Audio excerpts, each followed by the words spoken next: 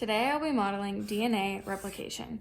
DNA replication is the copying of double-stranded DNA. This process is necessary in order to divide and replicate. DNA is made up of a nitrogen base, a 5-carbon sugar, and a phosphate group.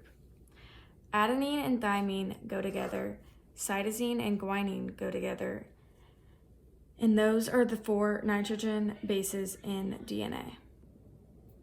DNA molecules have an anti-parallel structure, meaning that the 2 strands of the helix run in opposite directions of each other. Each strand has a 5-end and a 3-end, so DNA replication has to happen in anti-parallel fashion. Replication is semi-conservative because the replicated DNA contains one newly synthesized strand and one old strand, also called the parent strand. The first step in the DNA replication process starts with the enzyme helicase. Helicase unwinds and unzips the original and breaks the hydrogen bonds holding the bases together. This is the original template strand of the DNA.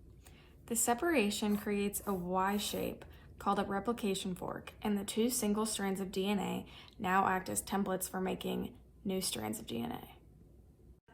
We don't want the strands to come back together, so the SSB proteins bind to the single-stranded DNA to keep them from separating. Primase is an enzyme that makes RNA primers on both strands so that DNA polymerase knows where to start. DNA polymerase is a very important enzyme. DNA polymerase builds the strand in a 5-to-3 direction.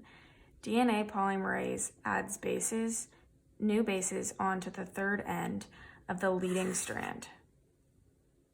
As DNA polymerase makes its way down the unwound DNA strand, it relies upon the pool of free nucleotides surrounding the existing strand to build the new strand. So here we have the leading strand and the lagging strand. I added labels to the bases so you could see which pairs with which. Now we're going to take a closer look at the lagging strand and the formation. The lagging strand is synthesized discontinuously, and it is made up of DNA fragments called Ozaki fragments. So, back to our main page.